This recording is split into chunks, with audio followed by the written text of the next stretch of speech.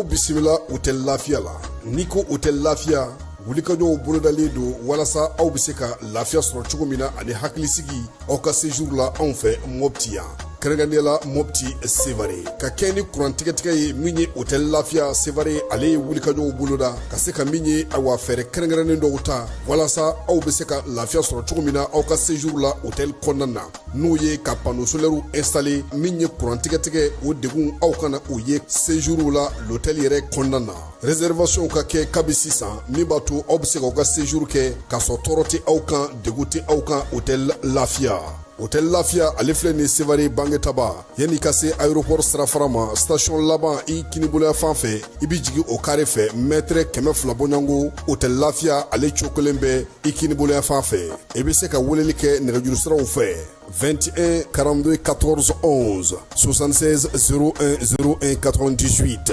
66 78 72 04 hôtel Lafiya référence do.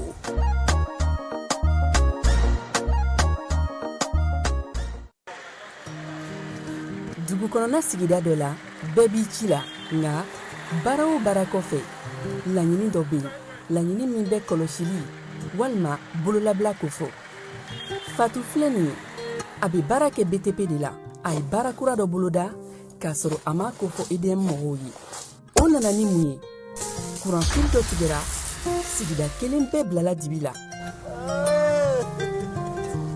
Fatu ta ye bololatigɛ dan ye wa a damaja mɔgɔ si la nin ye Mamadu ye taxi bolila don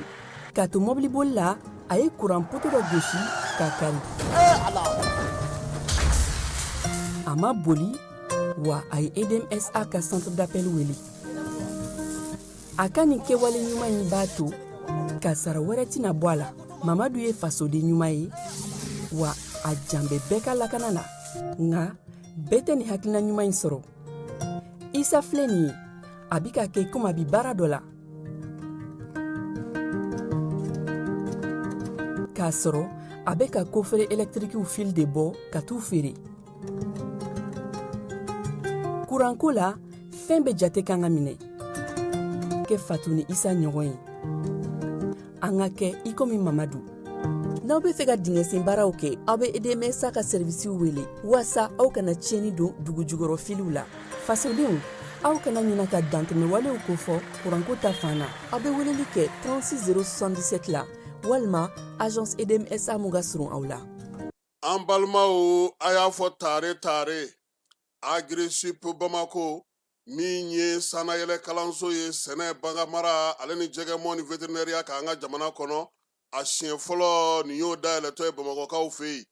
école supérieure privée des sciences et techniques agricoles Sotiba Bamako yan min ye maa min b'a fɛ sa ka kalan kɛ sɛnɛko ta nasira fɛ baganmara jɛgɛmɔ vétérinaire ani sɛnɛ ta sira bɛɛ lajɛlen fɛ i wasa don Agri-Sup la u n'u ka système LMD ni maa min b'a fɛ ka DUT kɛ sa ka ɲɛsin reproduction animale incinération artificielle animale ma i bɛ se ka taa ye minnu fana b'a fɛ ka licence kɛ en médecine vétérinaire olu fana bɛ se ka taa ye min ye DUT reproduction animale ale ni incinération artificielle animale o bɛɛ lajɛlen kalan bɛ kɛ Agri-Sup la Bamako tɔgɔ sɛbɛnw olu bɛ daminɛ min ye novembre kalo tile 10 ye ka taa bila sa fo min ye kalanta olu waatiw la maa minnu mana yen sugandi i kɔni b'a dɔn i bɛ wasa sɔrɔ sabula min ye baganmara jɛgɛmɔ ka taa se vétérinaire baaraw ma o bɛɛ lajɛlen bɛ kɛ yen tɔgɔ sɛbɛn siraw sa olu ni tɔgɔ sɛbɛn ko ni sɛbɛn fɛn fɛn bɛ k'a la i bɛ se ka weleli kɛ nɛgɛjuru sira la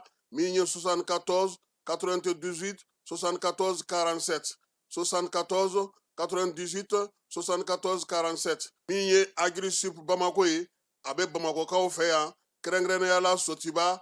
Stade Malien ale ka ndolati kɛrɛ kɛrɛfɛ n'aw taara ye don o don k'aw bisimila ka ɲɛ Jules Jean B Kone vétérinaire do wa min ye kalanso in ye a tigi ye ale yɛrɛ ye a y'aw boli joona sabula min ye kalanyɔrɔ in ye a kalanso a hakɛw dɔnnen do yaasa aw ka se k'aw denw tɔgɔ sɛbɛn joona u ka kɛ an ma jigisigi ye.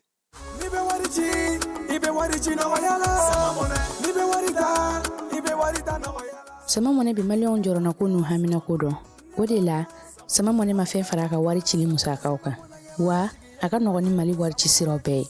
a ma da aw ma dɛ sama mɔnɛ bi dɔ fara aw de kunna wari kan ni wari bonisi ye awɔ ni wari bonisi ye kɔni aw ka sanni kɛ ni sama money application ye aw bɛ wari sɔrɔ aw ka compte bonisi la ka daminɛ crédit la abonnement télé fo ka taa se courant ni ji sarali ma aw bɛ bonisi sɔrɔ nin bɛɛ la n'a ka bonisi buguna dɔrɔn aw bɛ se k'a yɛlɛma aw ka sama money compte la ka sanni wɛrɛ kɛ n'a ye walima ka taa wari jɛbɔ an ka lasigiden dɔ fɛ yen aw ye money bɔ aw yɛrɛ la a k'a si filɛ sisan ni sama money application téléchargeli ye Play Store walima App Store kan ka sɔrɔ k'aw tɔgɔ sɛbɛn ni sama money ye aw de kunna wari bɛ augmenter sama money i yɛrɛ ta awɔ i yɛrɛ ta ni i yɛrɛ ta ye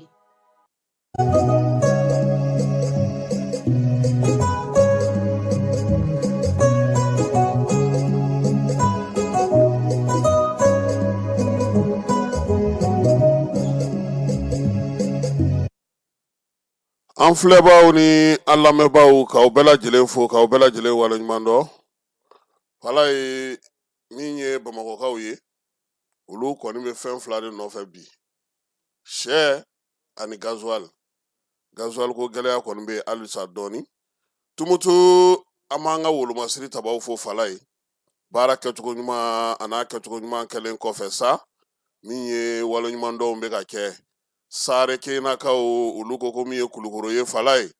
kulukoro gouverneur k'a kɛra olu ka kin ka ye dɛ o y'o jɔnjɔn d'a ma kunungo duwansakaw fana ko waleɲuman tɛ se ka dogo u ka gouverneur kɔrɔ a ye wulikajɔ min kɛ u y'o bonyamasegi kɛ a ye min ye an jatigi filanan n'o ye Isiaka Nazim ye conseil régional président fala ye a ye jate bɔ dɛ a ye bɛɛ sigi ɲɛŋɔɛ nin donna nin na an ye nin kɛ tan k'a kali bɛɛ ɲɛna parce que n'i ye nin sugu kɛ n'i taara kɔnji la i kɔ kuma bɛ caya dɛ tiga hɔrɔn ɲɔgɔnkaw fara ka ca ministère de la culture ale ye kunungo Bamako musée kɔnɔna fɛnkɔrɔ marayɔrɔ la fala ye ale fana y'i bolo fa k'a ton kokura Abdou Walagem k'an ka taa Kanku Musa sanu waati nfamara ale tun b'o kɛnɛ kan wolomasiri tabaw ka gun ka fala ye wulikajɔ bɛ senna hali bi nka min ye wolomasiri taba fila ye ko kunungo jamanakuntigi olu jɔsi ka bɔ wolomasiri tabaw ka ko la Kidal gouverneur kɔrɔ n'o ye Fode Maliki Sisoko ye ale minɛna kabini furancɛla fanga daminɛ waati ale ko ale bɔra a la an yɛrɛ terikɛ n'o ye colonel major Kasum Goyita ye waati min na bandaw bɛ fanga la ale tun ye sécurité d'état directeur de fala ye ko ale fana jɔsi ka bɔ sɔrɔdasiw ka gun kan ni an ka kumaw la kumabaw ye sɛ sugu sɛ faga sugu bagan kamamanw fagali sugu o de bɛ senna bi kosɛbɛ bi ye décembre kalo tile 31 san 2025 an bɛ se ka fɔ fana sɔgɔmada fɛ kunnafoni di kɔni nin y'o fana kibaruya labanw ye fala ye ka kɛ ni ɲinansan kɔnɔna ye san wɛrɛ an n'a lajɛ sa n'an bɛnna min kan sini kɔni sɔgɔma a t'an ye dɛ an k'o fɔ bɛɛ lajɛlen an bɛ bɔ sa an b'an kari dugu kɔnɔ fo ni waati min na an sɛgɛnna kuma an bɛna so nka n'Ala sɔnna ma an na tile kɔnɔna lajɛ sini lazara walima nɛgɛ kanɲɛ 17 waati n'a ɲɔgɔnnaw o b'a sɔrɔ dugu ko kɔfɛ yɛrɛ san wolo kuruba nka n'a karila kuru la fana a b'an ye dɛ Ala kan'a kɛ ten fala ye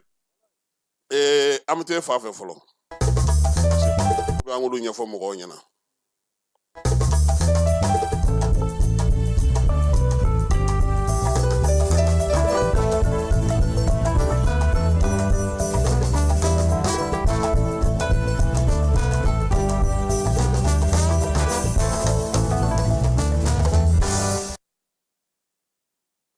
fala ye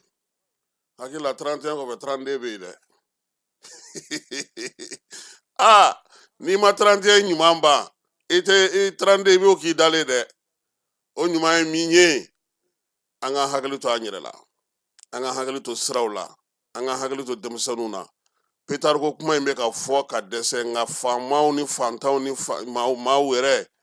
fala ye Petar bɛ ka ci Bamakɔ fantan ani 4 bɛɛ lajɛlen fɛ ne dun y'a mɛn k'a fɔra k'a tɛ ka feere fɛn min tɛ ka feere o bɛ ka don cogo di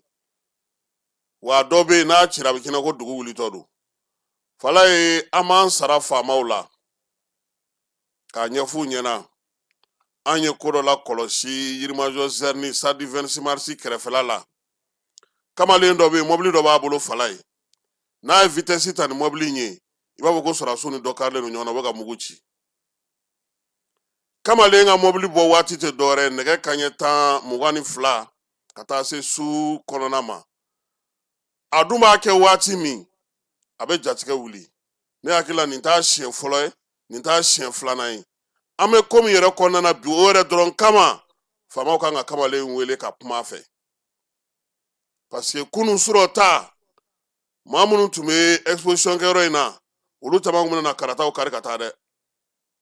Donc an b'a ɲini ɲɛmaaw fɛ su o su de ye nin anw ka yɔrɔ la. Stade 26 mars kɛrɛfɛ sira min bɛ Fala ye k'a ta o la ka taa Wara ka sirafara la ka na kamalen de bɛ mobili in boli n'i y'a mankan mɛn i b'a fɔ ko sɔrɔdasiw ni dɔ karilen filɛ ɲɔgɔn na nin. Ayiwa nin waati in donna fana ko jatigɛwale kɛbaaw bɛ yen. Ale ni mobili b'a ale bolo a bɛ ka nin kɛ su ani tile. Anw dun fana fanfɛla la sa Fala an ye min lakɔlɔsi denmisɛnnin dɔw donnen don bingali sugu min na u bɛ sɔrɔdasiw ka fini don ka taa bin maaw kan. Anw dun tun bɛ tumutu a kun de ye dɛ. An m'a mankan mɛn dɛ ou bien olu yɛrɛ peut-être u bɛ sɔn ka don couvre-feu la sini o. Fala ye n'an bɔr'o la Wolomasiri tabaw ka ɲɛmaa n'o ye Baro kɛlɛtigi ye ko k'a da bɛɛ lajɛlen tulo kan ko min ye armée ye ale ye wulikajɔ dɔw kɛ kɛrɛnkɛrɛnnenya la ka ɲɛsin bamaciwale ni juguwale kɛbaaw ma. Bamaciwale ni juguwale kɛbaa minnu bɛ yen bi n'olu kɔni kun kɛlen don sa k'a fɔ k'u bɛna jan da an ka sɔrɔdasiw ɲɛ kɛrɛnkɛrɛnnenya la sɔrɔdasi minnu bɛ yen ni olu kɔni kun bɛ wulikajɔ la yaasa ka se ka mɔbiliw n'o ye tajita mɔbiliw ye k'olu lakana ka bɔ dugu tɔgɔ ye di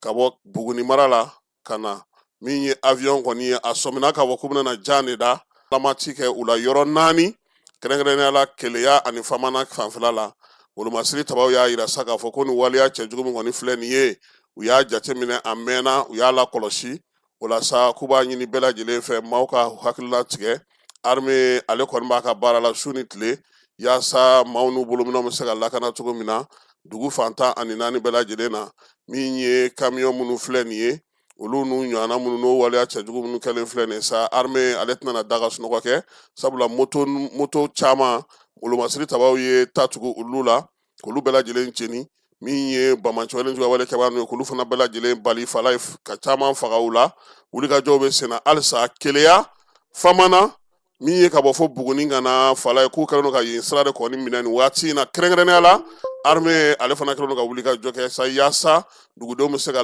lafiya cogo min na. Kunna n'o ye Ablaye Diop ye ko k'a da bɛɛ lajɛlen tulo kan ko min ye Américains ye Fala ye olu ye baabu dɔ bɔ bataki dɔ kɛ ka kɛrɛnkɛrɛnnenya sa k'a jira k'a fɔ nin kalo in tile 16 ko min y'anw ka lasigidenw an ka jamanadenw ye k'u bɛna dan sigi olu don cogo la u ka jamana kɔnɔ min ye Ablaye Diop ka bataki kɔnɔna na a ko Américains ye waleya min kɛ ko u y'a mɛn wa fana min ye olu dabali ban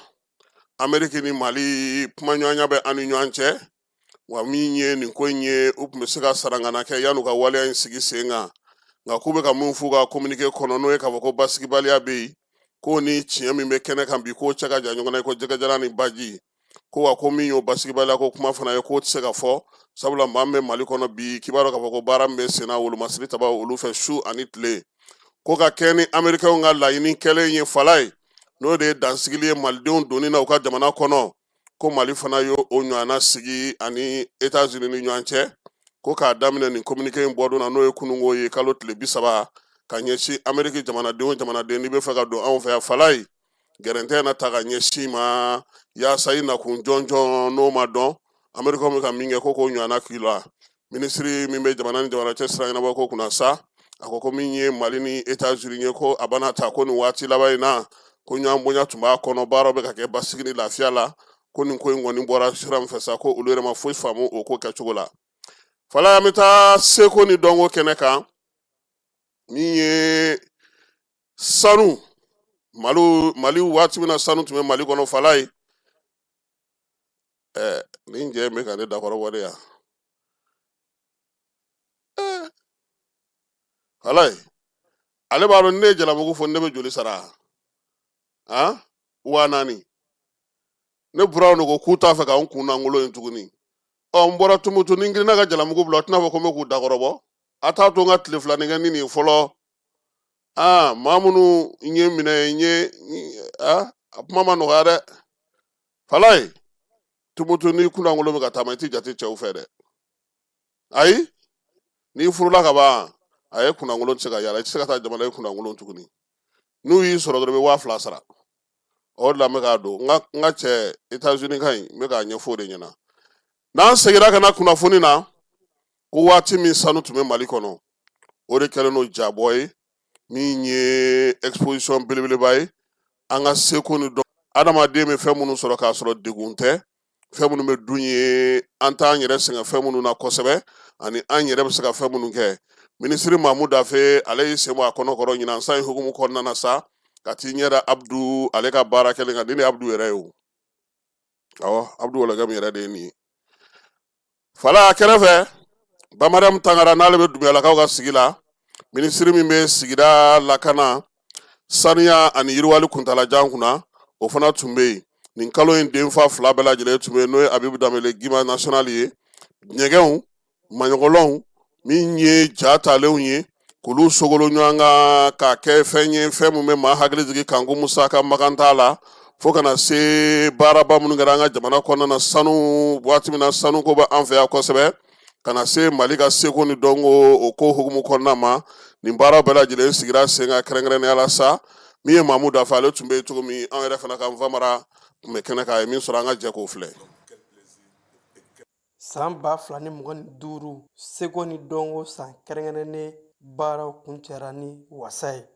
san kelen kɔnɔ maa fɛn fɛn bɛ seko ni dɔnko kadira kɔnɔ bɛɛ lajɛlen ye seko n'u damayiraw kɛ ka Mali tabiyaw n'an dɔnko yira diɲɛmaa la baaraw kuncɛli kɛnɛ kan Abdu Wɔlɔkɛ min ye suwa bɔ a dɔnko la bɔgɔlanw bɔgɔdagaw ɲɛgɛnw ani dagabana jaw o exposition ɲumanba kɛra maaw ye ko l'âge d'or du Mali exposition min bɛ an tabiya an danbe an ka cɛfarinya ani an ka dugujukɔrɔ nafolo barika kofɔ ka misali ta an bɛnbakɛ Kanku Musa kan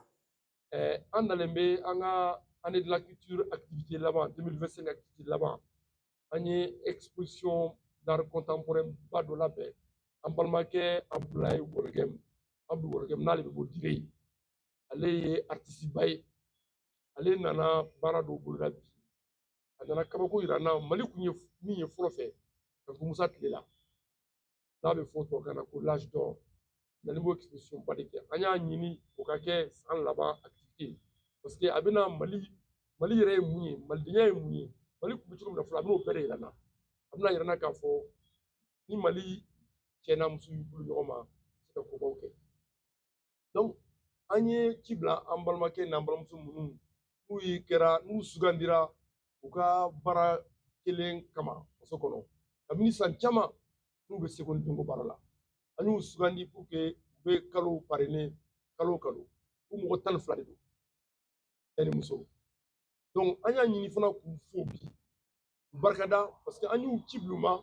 u bɛɛ wulila ka na ka jɔ kalo dɔ kɔrɔ u ye baarabaw kɛ u y'u ka énergie n'u ka temps ta ka yira k'a fɔ Mali ye kelen de ye u ye Mali kelenya sabati donc o cɛba n'o musobaw bɛ kɛnɛ kan a kana n ye an ka u ka baara ɲuman dɔn an bɛ certificat ni médaille d'olu ma donc an y'olu wele mais n'an bɔr'o la an bɛ foli bila an ka ministère de la culture baarakɛla bɛɛ ye parce que kabini jamanakuntigi ko san ka di seko ni dɔnko ma an bɛɛ wulila komi mɔgɔ kelen an ye équipe sigi à l'interne an ye denmisɛnninw fana wele ka na fara kan kan n'an b'a wele ko culture Mali 2025 an y'an bolo di ɲɔgɔn ma an ye nin baara in sɛbɛn donc baara in a ɲɛna n y'a jateminɛ kabini janvier kabini Bamako fugaba an bɛɛ ye ɲɔgɔn sɔrɔ an jɛra ka seko ni dɔnko don ba la an y'an ka sigidaw yiriwa an y'an ka seko ni dɔnko yira malidenya yɛrɛ mun ye Mali ye mun ye an danbe ani maaya an y'o da kɛnɛ kan an y'a yira cogo bɛɛ la théâtre ɲɔgɔnlɔnw bɔra dɔnkiliw dara création kɛra an taara jamanabaw la an taara ni Mali culture yɔrɔba caman na k'a yira k'a fɔ Mali ye jamanaba de ye ko baw de kɛra Mali la hali n'i y'a jateminɛ an bɛ ka baara min kɛ wulada in na pour que k'a yira k'a fɔ Mali bɔra baw de la ko baw de kɛra an ka jamana kɔnɔ n'a fɔra ko hɛrɛ ni nafolo a daminɛ n'anw de fɛ yan. An b'aw ladɔnniya k'a fɔ exposition kɛnɛ in kan an ka jamana seko ni dɔnko minisiri Mamu Dafe a ye jɔnjɔn ni waleɲumandɔn sɛbɛnw ta k'a di cɛbaw ni musoba minnu kɛra seko ni dɔnko san kalo denfa ni a denbaw ye. Ayiwa n bɛ bɛɛ fo ka an kanubagaw an'an balimaw n'an sinjiw an jatigiw n bɛ bɛɛ fo en tout cas ɲinanta kɔni ɲinanta diyara a diyara fɛn bɛɛ tun bɛ yen donc n'i yɛrɛ nana musée la i bɛ fɛnw ye ɲɛna mɔgɔninfin jɔlen i b'a fɔ ko mɔgɔw tɛ tellement culture an ka mɔgɔw sɛbɛ bɛ culture ma kojugu sɛbɛ bɛ culture ma a daminɛna fo ka taa sa kuncɛli ma bi vraiment an bɛɛ nisɔndiyara minisiri nisɔndiyara anw yɛrɛ nisɔndiyara donc n bɛ komi n y'a fɔ cogo min na n b'a jatigiw fo ka artiste ɲɔgɔnw bɛɛ lajɛlen fo ka minisiri fo ka président fo. Baaraw kuncɛli la minisiri ni jamakulu ye munumunu salo kɛ exposition na o mun ye maaw la nisɔndiya seko ni dɔnko san kɛrɛnkɛrɛnlen baaraw kuncɛ wasa kɔnɔna na. Walayi halisa biennale tɔ diya b'an da an bɛ taa tumutu tuguni min ye colonel Elhaji Lamine Kapori Sanogo ye min ye Kulukoro gouverneur ye k'i min bɛ tumutukaw fɛ n'a fɔ a ma ko Sare Keyina olu dugudenw y'a yira sa ko k'a jate olu ka dugudenw fɛ han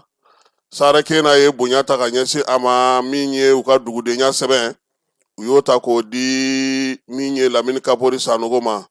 waleya in fana senfɛ ale fana ye bonyamasegin kɛ maaw ye maa o maa bɛ yen n'o o ye Kulukoro dɛmɛ nin baara in kɔnɔna na k'a daminɛ sa u ka dugutigiw la kabilatigiw ni musokuntigiw min ye ɲafungekaw ye ale ni tawudenikaw ka prefew u ye Kulukoro fana ye bonyamasegin sɛbɛn ta ka di olu bɛɛ lajɛlen ma min ye baara minnu jɛra k'a kɛ ɲɔgɔn fɛ sabula biennale la fala ye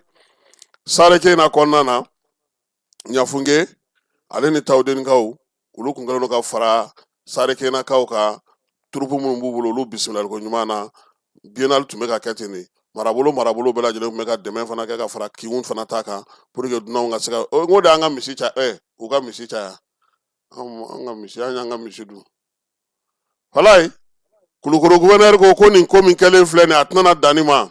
tiɲɛ don seko ni dɔnko o de y'u gɛrɛ ɲɔgɔn na nka Sare Keyinakaw k'a bila u kunna n'u taara Kulukoro bɛɛ y'u ta ye Ɲanangulu y'u ta ye min ye Kulukoro ɲamɛfara n'o ye yɔrɔba dɔ ye Kulukoro kɔnɔna na k'a bɛɛ lajɛlen ko Sare Keyinakaw k'u ta don u sago b'a la su ani tile biennale don biennale tɛ u k'u labɛn k'a kɔnɔ k'a dɔn k'a fɔ ko yenkaw kɔni olu n'u bɛɛ lajɛlen kɛra kelen ye ko biennale yɛrɛ sigikun dɔ o de ye nin ye ɲafungekaw ale ni Sare Keyinakaw ka taa fara directeur kan kalanso min bɛ yen n'a bɛ fɔ o ma sa ko groupe scolaire Bahadu olu bɛɛ lajɛlen ye donbolo sɔrɔ ka tila ka jɔnjɔn sɔrɔ fala ye ko ka Kulukoro turupu fo Kulukoro gouverneur k'a fo Kulukoro maabaw k'u bɛɛ lajɛlen fo min ye général de division Olu Meyidu ye ale tun bɛ ko in kɛnɛ kan n'ale ye tawudeni gouverneur ye o gouverneur filaw tun bɛ yen ka taa fara Sare Keyina dugudenw bɛɛ lajɛlen kan tumutu ale kɔnɔna na fala ye halisa an bɛ to tumutu conseil régional ko baara banna pewu Isaka Nazim na ale ye conseil régional tumutu délégation spéciale ɲɛmaa ye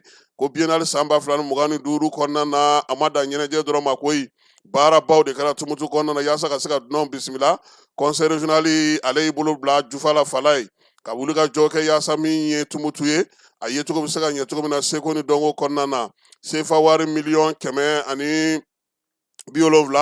o de donna musakaw la ani minɛnw la yaasa tumutu bɛ se cogo min na ka nin ko in kɛ miliyɔn 10 k'u y'o di maaw ka dumuniko bɛ se ka ɲɛnabɔ cogo min maa nana n'o ye turupu ye fala ye u ye miliyɔn 10 di o ko senfɛ miliyɔn 10 ani 100,000 u y'o bila sa marabolo minnu bɛ tumutu yɛrɛ kɔnɔna na n'o ye cercle ye olu bɛ se cogo min na k'u labɛn k'u jeniyɔrɔ fin ani fana ka se ka commission régionale min kun sigira tumutu biennale ko la o dira olu ma wulikajɔ ni cɛsiri hukumu kɔnɔna na hali bi u ye miliyɔn 10 o ta ka don min ye npogotigininw ni kamalenninw na ka drapeau cari fa bɛɛ lajɛlen fɛ ale ni dugu fantan 4 bɛɛ lajɛlen fɛ biennale daminɛ don a n'a kuncɛ don o hukumu kelen kɔnɔna na u ma ɲinɛ AES kɔ conseil régional maaw fala ye n'o ye Isaka Nazim n'a ka maaw ye u ye wulikajɔ kɛ maa maa bɛ yen k'o ye Niger ka ye o ye Burkina ka ye u ye fini don olu bɛɛ lajɛlen kan na u ka ye ɲɛnajɛ ale kɛnɛ kan o fana kɔfɛ tuguni Burkinakaw ka jɛkulu dɔ bɛ yen n'o ye fɔlikɛ jɛkulu ye farafina yiri kan olu bɔra Burkina ka na u ye fɔli duman kɛ su ani tile gouvernorat kɔnɔna na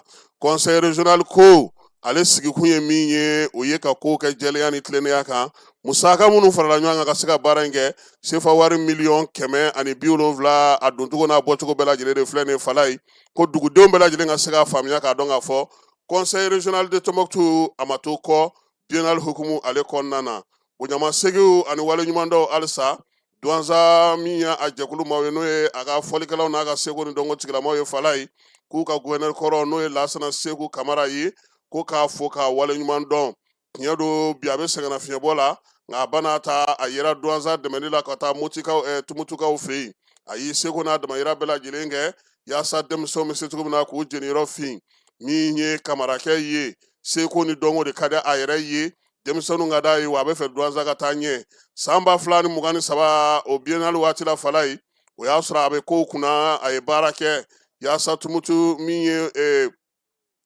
Motikaw fɛ yen turupu a taali n'a segili denmisɛnninw ka se k'u senkɔrɔma don a kun ye sefa wari $1,000,000 di u ma o la yaasa u ka se ka u ka baaraw kɛ Zentugu a y'i bolo fa k'a to yaasa baara bɛ se ka kɛ ka ɲɛ cogo min na turupuladenw bɛɛ lajɛlen fɛ Lasana Seku Kamara n'o o ye Douanza gouverneur kɔrɔ ye fala ye maa min don a hakili sigilen a ba sigilen jateminɛw a y'olu caman kɛ denmisɛnw ka bɛn ka se ka baara kɛ Douanza ka se ka yiriwa o de y'ale hakilina ye a ko turupu dɔrɔn tɛ dɛ min ye Douanza fɛn fɛn ye denmisɛnninw ka ko ye fala ye a se ye min ye a n'o kɛ u ye yaasa u jeniyɔrɔ ka ɲi turupu ɲɛma n'o ye Douanza turupu ye Lasinɛ Sangare ale ka fasiri ye nin ye min ye Chinois ye olu ni Mali ka bolodi ɲɔgɔnma hukumu kɔnɔna fala ye san 65 sɔrɔlen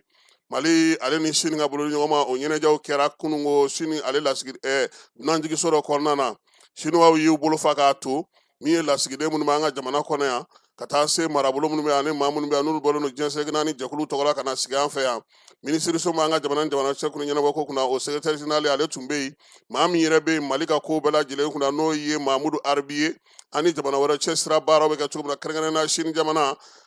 ale fana tun bɛ ko in kɛnɛ kan minisiri ka secrétaire général a y'i da don baabu la baabu min bɛ jamana fila ni ɲɔgɔn cɛ kabini kunungo fo bi Chine sera ka baaraba minnu kɛ jamana kɔnɔ yan Mali fana i jɔli min kɛ Chine kɔkɔrɔ ko caman na min ye olu bɛɛ lajɛlen ɲɛfɔra Mali ni Chine u ka bolodi ɲɔgɔnma bila ko tɛ wa halisa u bolo bɛ ɲɔgɔn faamuya o la sa Chine ye gɛrɛ fɛn kɛ sigi sen kan sa Mali sen yɛrɛ a la farafina bɛ weleli kɛ Mali sɛmɛya bɛɛ lajɛlen na hali kɔsa in na min ye Chinois ye u ye fɛɛrɛ minnu sigi sen kan yaasa farafina bɛ se ka musaka sɔrɔ cogo min na jamanaw Mali a niyɔrɔ ma dɔgɔya o la jamanakuntigi filaw yɛrɛ ye ɲɔgɔn sɔrɔ Chinekaw fɛ yen Chine ni farafina ka ɲɔgɔn ye la wa min ye baabu kɛrɛnkɛrɛnnenw sigira Mali tɔgɔ la yaasa Mali yɛrɛ ka hakilinaw bɛ se ka sigi sen kan cogo min na Chinois san 65 ni Mali ka bolodi ɲɔgɔnma o kɛra kunungo dunanjigiso dɔ ale kɔnɔna na fala ye an bɛ te fan fɛ an bɛ sɔrɔ ka na don kiiri ale kunkanko kumaw la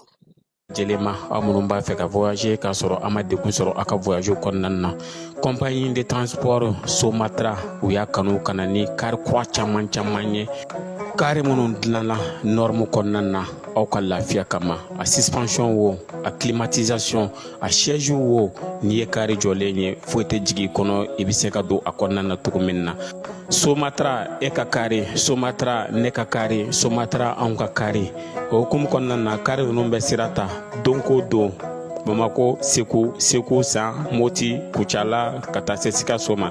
Keɲeba Kita o ma ɲina Yoro di Sahel maaw kɔ ka taa se Kolokani Jijeni fo ka taa se Bɛnma ma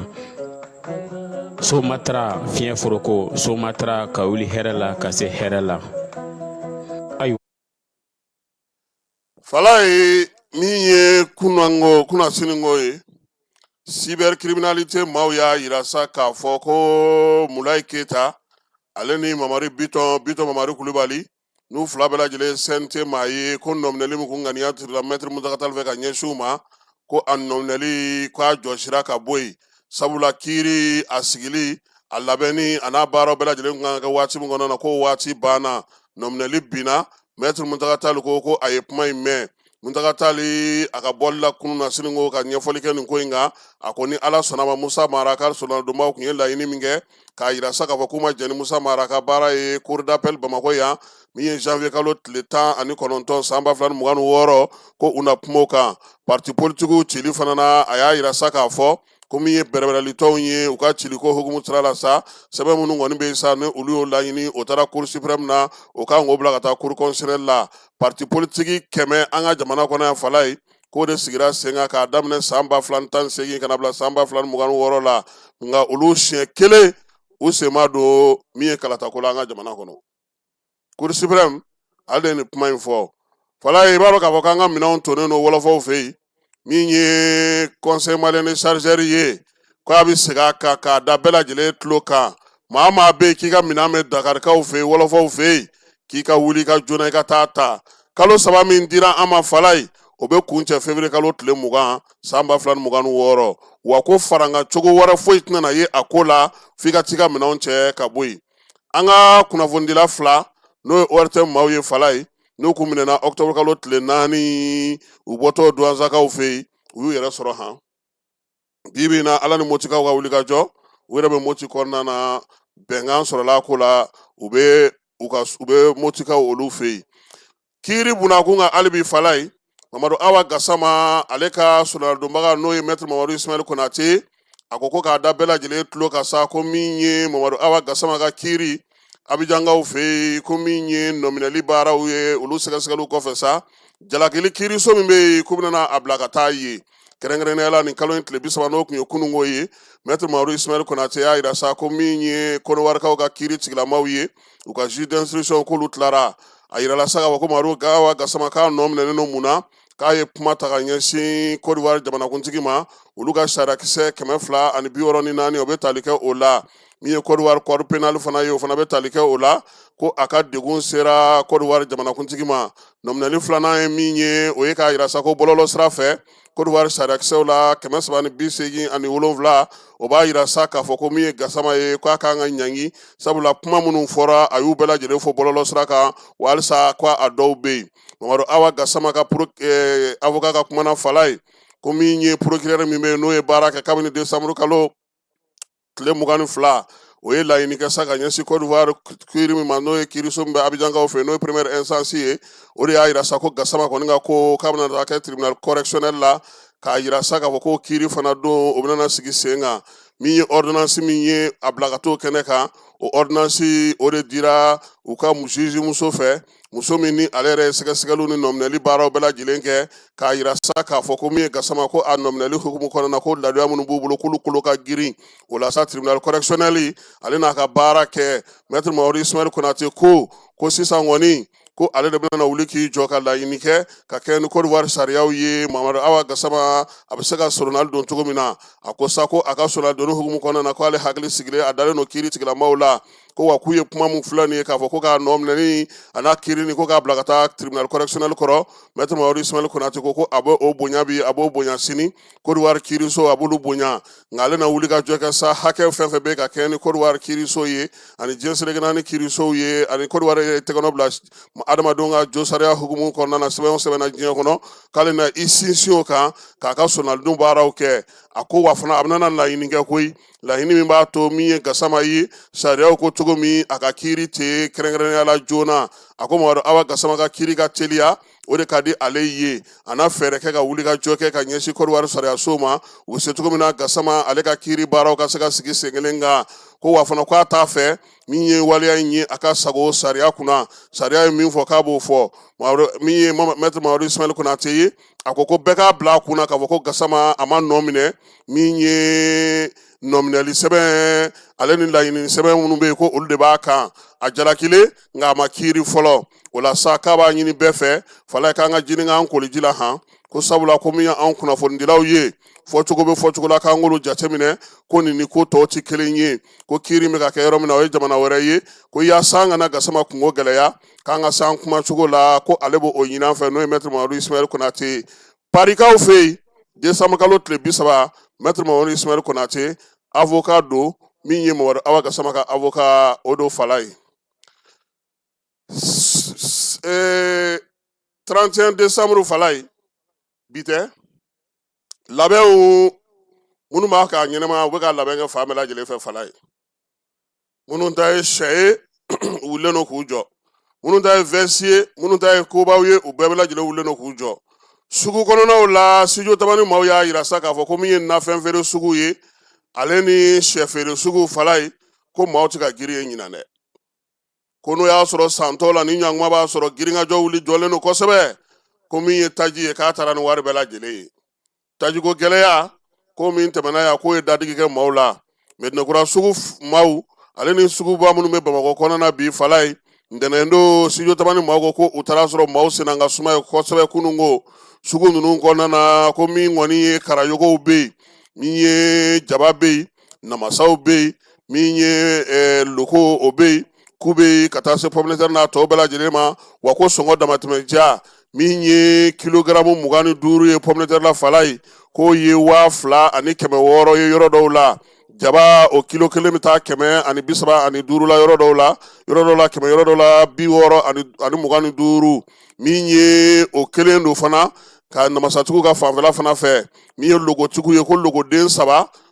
den 7 o de ye 100 ye ko n'i y'o sɔrɔ bamakɔ sugu mɛdinɛkura sugu la cogo min ko lafiyabugukaw fana fɛ a bɛ o cogoya la min ye lafiyabugu ye sa ale sɛ feere sugu ni wɔlɔfɔbugu sɛ feere sugu fala ye ko yen fana maaw bɛ ka taa nka min ye feerelikɛlaw ye yen ko sɛ b'a daminɛ 600 ka taa se 1,000 ma n'i b'a fɛ ka dɔnɔkɔrɔ kwalen sɔrɔ fala ye nka o fana kɛrɛfɛ nafɛn feerela minnu fana bɛ yen olu fana ko k'u ɲɛ tɛ maa la wɔlɔfɔbugu sugu o jateminɛ kelen don guwaw kɔni bɛ sɛw tonnen don a kɔnɔ nka maaw tɛ ka ye fɔlɔ feerelikɛlaw yɛrɛ ko k'olu ja tigɛlen don nka ye sɛ b'a daminɛ 700 la ka taa se 1,200 ma u ye min fɔ studio tamani maaw ye ko maaw senna ka suma ɲinan han an ka wariw banna o taji kɔni ale dun tɛ kɛ sɛ ye fala hukumu kelen kɔnɔna na den min k'ale ye wulikajɔ kɛ ntɛnɛndo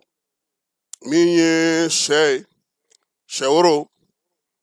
o 2,800 kartɔn 2,800 ani jɛgɛ 150 kartɔn 150 ko duwanilakaw y'u bolo da o de ka ben min kɛrɛnkɛrɛnnenya la o dontɔ kun don bamakɔ kɔnɔna na fala ye ko kabako dɔ kɛra bamakɔ min ye nafiyu aburahamani ye ale ye kalanden ye kalanden min don a bɛ kɛnɛya kalanso kɔnɔna na ko waleya in yɛrɛ kɛra ɔktɔburu kalo tile 25 bamakɔ balabugu pɔn n'a b'a fɔ ma nanzarakan na ko pɔnɛ maritiri ni ale yɛrɛ ye babili fɔlɔ ye bamakɔ kɔnɔna na yan fala ye min ye nafiyu abdurahamani ye kalanden kɛnɛya bankun kan k'ale de sera ka muso dɔ lajigin han pɔn sanfɛ kɔni waati min na waleya in bɛ kɛ a kɛra dimasi donya dɔ fɛ kɔɲɔkɛlaw b'u sɛnsɛn ka taa so maaw bɛ embouteillage jugubaw kɔnɔna na kamalennin ja ale bɛ fɛɛrɛ ɲini yaasa ka muso in o bɛ se k'a yɛrɛ sɔrɔ cogo min ko min ye waleya in bɛɛ lajɛlen kɛra mɔbili kɔnɔ k'a ban tewu maa kofɔlen a y'i cɛ siri koyi pɔnɛ maritiri sanfɛ a n'a ka fɛɛrɛ n'a ka dɔnko in musow ani den bɛɛ lajɛlen u sera ka kisi min ye nafiyu abdurahamani ye san 22 a bɛ kilasi 2nan na yɔrɔ min n'a bɛ fɔ ma ko institut de formation stagiaire Bernard Kouchner ka a b'o kɔnɔna na a filɛ ka muso kisi k'a den kisi ko balana koba k'a sɔrɔ a ma jɔrɔ a ma muguri a ma foyi min ye muso in ye sa n'o yɛrɛ dɛmɛna o ye Nabindu Kone ye o sera ka jigin pɔn yɛrɛ sanfɛla la ye fala ye min ye ɔktɔburu kalo tile 25 san 2025 ko koba minnu kɛra fala ye min ye san 2025 kɔnɔ k'a ka ca ko nka ko nin kɛra koba ye min tɛmɛna maaw nɔgɔkɔrɔ maa caman ma bɔ a kalama kamalen dɔɔnin tɛ a bugunatigɛ dɔɔnin tɛ maa t'a dɔn maa m'a ɲini k'a lakodɔn k'a ɲinɛ k'a lajɛ a sera ka nin baara min kɛ nin ye ani bonya min ka kan ko k'o k'a ye ko ɲinɛkɛra a kɔ han a n'a ɲɔgɔnna caman ginɛkaw fɛ yen kalata kɛra nin kalo in tile 28 n'o ye desanburu kalo in ye kari tɛmɛnen fala ye bɛɛ lajɛlen sigilen don ka jaabi de kɔnɔ sisan sa maa min bɛ yen n'o bɛ kalata ko kunna a ko min ye kalata bɛ ka kɛ yɔrɔ minnu na fala ye yɔrɔ 15 dɔrɔn de la min ye Dunbiya ye a ma se sɔrɔ yen han ko sinɔn ko yɔrɔ 50 kɔni k'a y'o kɛ Mariba ye an kɔni fɛ yan sisan kɔni deuxième tour tɛ yen o ni jɔn bɛ taa hein? Kɔrɔlenw nana deuxième tour t'a la, kuraw nana deuxième tour t'a la. A démocratie ko yɛrɛ bɛɛ lajɛlen ɲɛ b'a la sisan min don, n'a ka ɲi n'a man ɲi a yɛrɛ kɛcogo dɔrɔn b'a yira. Président kɔrɔw olu ka kɛ olu ka tago kelen kɛ, président kura nalenw olu fana ka tago kelen kɛ fala ye. Yɔrɔ kɔni fiɲɛ kɔni bɛ fan dɔ, ko dɔ kɔni bɛ yen min tɛ tiɲɛ a ko kɔnɔna minɛ. Ala ka sɔn ɲuman kan ye min ye Guinée dan kelen ye, a ka DG ɲɛmaaba n'o ye Jɛnabu Ture Kamara ye, ale bɔra ka nin kibaruya ninnu di kununko ko n'a Ala ma jan kɛ fala ye Mamadi a fana bɛ tago kelen sira kan. Farikolo ɲɛnajɛ an bɛ don ale bakun kan sisan n'o ye Coupe d'Afrique ye fala ye. Kununko an y'a ye k'a fɔ ndolati tɔw olu bɛ ka kɛ yaasa ka se ka maaw ɲini 8e de finale baara bɛ se ka dafa cogo min na. Maroc ale kɔni groupe A kɔnɔna na fala ye, ale ni Tanzanie kan ka ɲɔgɔn sɔrɔ han, sabula jaabi minnu bɔra kununko o b'o yira Tanzanie ale ye meilleur 3e ye. Mali ale min kɛra ka groupe fɔlɔ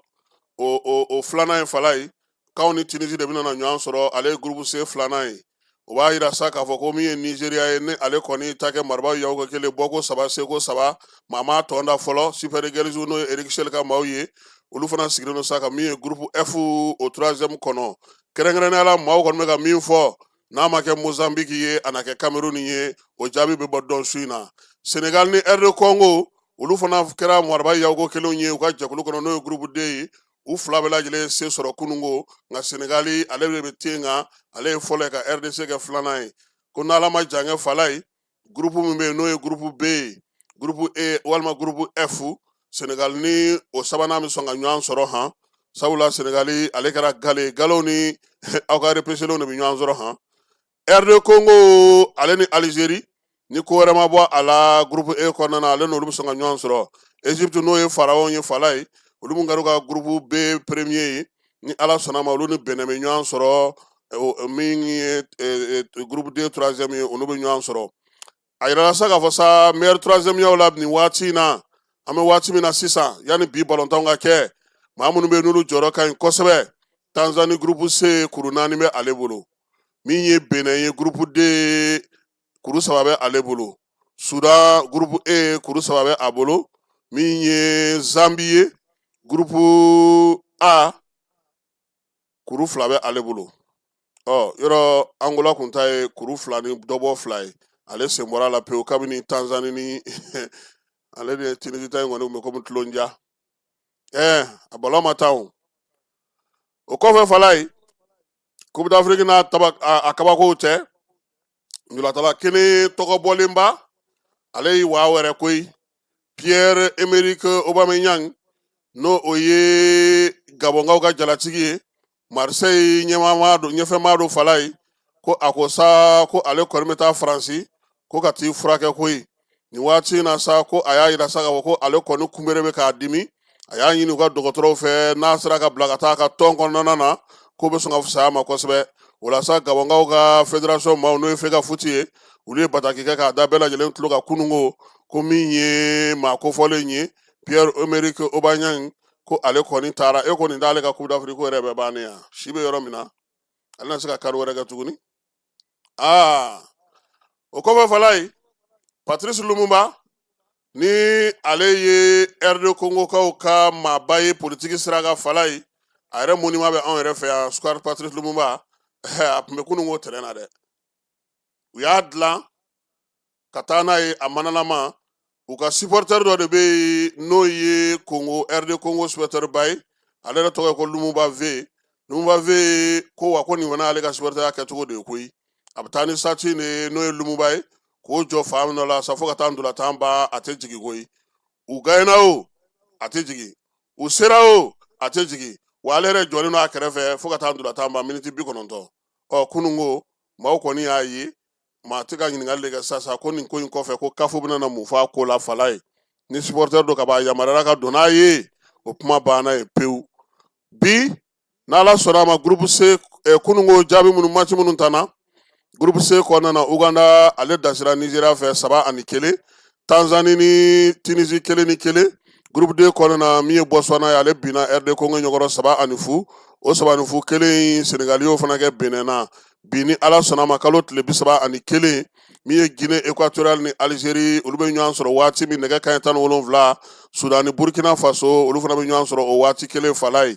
o kɔfɛ sa nɛgɛ kanɲɛ 20 miniti 30 Cameroun ni Mozambique bɛ ɲɔgɔn sɔrɔ waati min Côte d'Ivoire ni Gabon bɛ ɲɔgɔn sɔrɔ waati kelen na min ye Algérie ale kɔni mago kɔni bɛ kuru kelen de la yaasa ka se ka dɔ fara a ka se ka min ye Côte d'Ivoire ye a ka se ka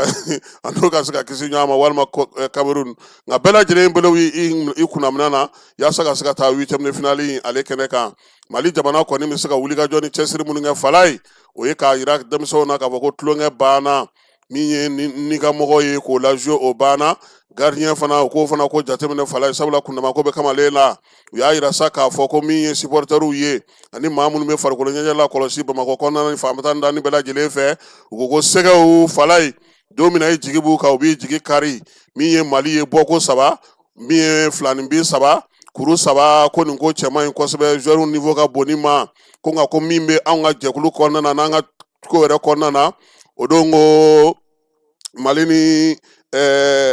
dugu tɔgɔ di Comore ka ndulatan bannen fala ye ko canal maaw donna an ka vestiaire kɔnɔ k'a yira k'a fɔ ko joueur tɛ ɲɔgɔn fɛ koyi min ye Amari Traoré ye ale bɔra ka kuma joueur fɛ k'u k'u cɛsiri k'u jija o kɔfɛ Yves Bissouma fana n'a ka maaw nana ka na kuma fala ye ko tɔn in kɔnɔna na bi maa minnu bɛ n'olu sen bɛ sen na u bɛ ndulatan caman kɛ u ka tɔn kɔnɔna na olu sigilen don kɛrɛfɛ ka maaw lajouer maa minnu bɛ yen n'olu tɛ ndulatan kɛ dɔw bɛ yen u t'u ka tɔn ta u tɛ ka balontan kɛ olu bɛ ka don ka maa kɛnɛkɛnɛw sigilen to ko ni maa minnu ye balontan lajɛ fala ye ko an ye min kɛ ani Maroc don k'o ye denmisɛnnin kɛnɛkɛnɛ biyɛnkɛnɛ ɲɛnɛmaw ye minnu sen bɛ balon kan bi kosɛbɛ wa denmisɛnnin caman bɛ yen fana ko u b'u bolo u kɛlen don k'olu mara ye min ye an ka dege karamɔgɔ dankan ye k'an bɛ se k'o lasegin so sabula ale yɛrɛ tɛ baara la a tɛ ko kunna a tɛ ko ɲɛnɛbɔ a tɛ foyi kɛ a sigilen don ten san kalo 12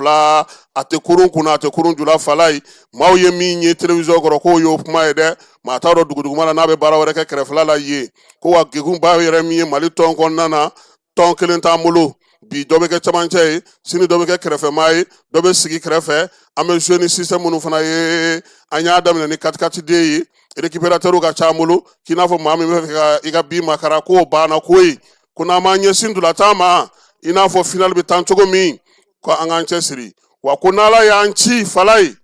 min ye 8e de finale na minnu tɛ balontan u tɛ jouer ka tɔnw fɛ min ye farikolo ɲɛnajɛ ko humu kɔnɔ u jolen tɛ n'an taara olu sigi kɛrɛfɛ ka taa maaw jouer maa minnu ka d'an ye ko an ta y'a ɲagama ye han nin ye jateminɛlikɛlaw ye